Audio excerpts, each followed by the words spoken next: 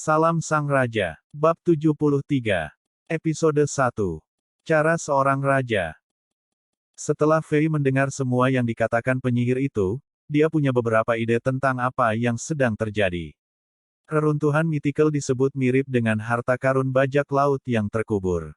Jika ada orang yang cukup beruntung untuk menemukan reruntuhan mitikal yang belum dijelajahi, mereka akan mendapatkan perangkat sihir, gulungan pelatihan, dan banyak lagi dari era para dewa dan setan.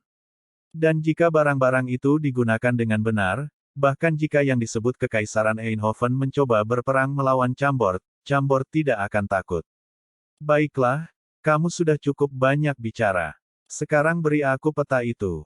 Fei mengulurkan tangannya dan tersenyum. Tuan Elvis, kamu benar.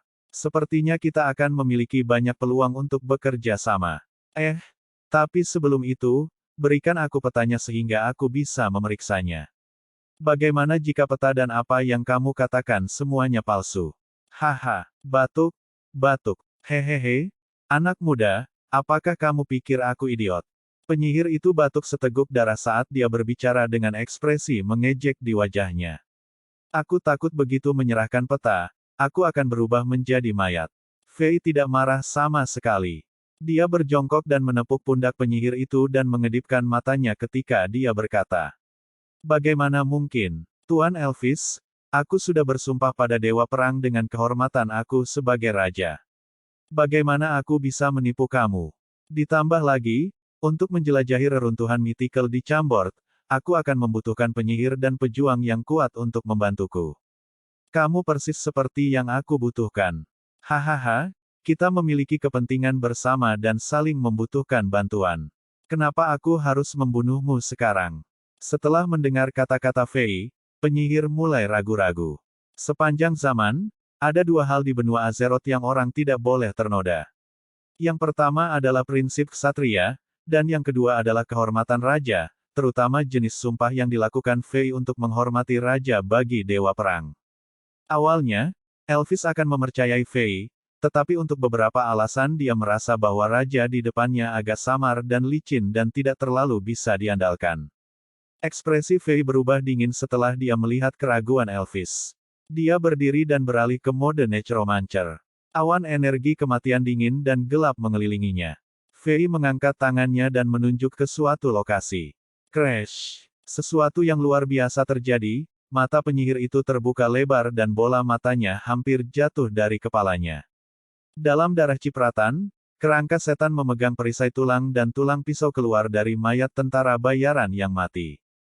Tengkorak itu membuat suara krek setiap kali bergerak, itu adalah suara tulang yang saling bergesekan.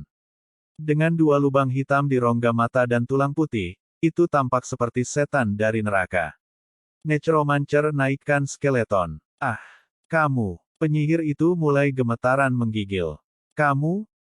Sebenarnya penyihir mayat hidup yang jahat. Aku. Fei sedikit mengerutkan kening. Dia secara mengejutkan merasakan energi yang akrab dari penyihir. Itu juga energi kematian yang gelap. Meskipun lemah dan cukup tersembunyi di dalam tubuh penyihir, itu tidak bisa tetap tidak terdeteksi di depan Fei yang memiliki kekuatan Necromancer level 6. Haha, ini sangat tidak terduga. Pak Elvis, kamu benar-benar tahu sihir Undead. Aku tidak akan mengatakan apa-apa lagi. Jika kamu menyerahkan peta itu dengan damai, kita masih bisa bekerja sama dengan ramah dan menjelajahi reruntuhan bersama-sama. Jika tidak, kamu tahu bahwa untuk seorang ahli nujum seperti aku, bahkan jika kamu mati, jiwa kamu tidak dapat melarikan diri dari telapak tanganku. Aku punya banyak cara untuk memperbaiki dan menyiksa jiwa kamu. Kamu akan memberi aku peta cepat atau lambat, jadi mengapa kamu ingin melewati semua rasa sakit dan masalah? Awan putih energi kematian berputar dengan gila di telapak tangan Fei. Fei mencoba untuk memakai tampilan jahat dan menyeramkan saat dia mengancam penyihir. Fei sejujurnya merasa seperti dia adalah penjahat super di film-film superhero dan menyiksa seorang sahabat karib untuk mendapatkan rahasia tentang pahlawan super itu. Kamu tidak harus melalui semua ini. Untungnya, dia bukan Joker dan penyihir itu bukan Robin. Penyihir itu menatap kerangka ganas dan sedikit ragu-ragu. Dia akhirnya menyerahkan peta ke Fei. Meskipun dia disiksa sedikit, dia masih memiliki kekuatan sihir yang cukup untuk membuka cincin penyimpanannya sendiri.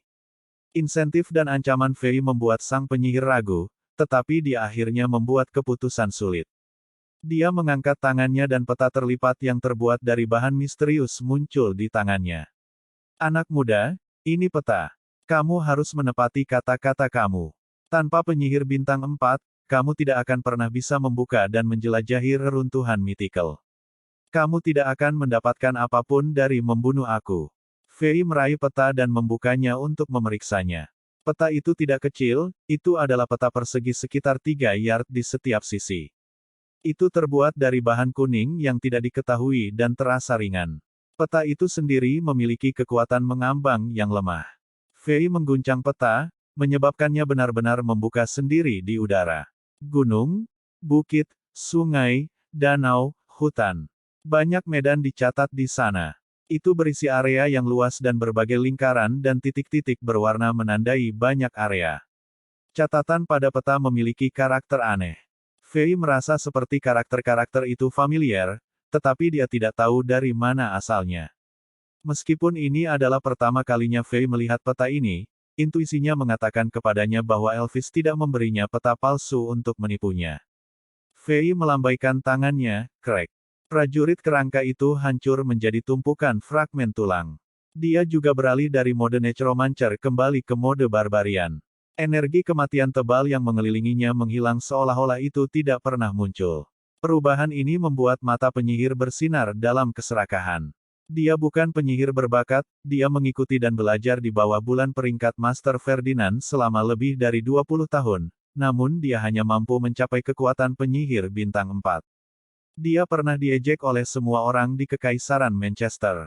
Namun, karena keserakahannya akan kekuasaan, dia tidak bisa menolak mempelajari sihir mayat hidup yang bisa maju dan memberinya kekuatan dengan cepat.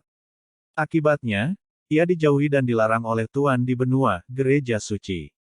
Karena takut orang lain mengetahui tentang hal itu dan mengirimnya ke lubang api, ia menyembunyikan kekuatan sihir mayatnya di tubuhnya dengan hati-hati dan belum ada yang tahu tentang itu.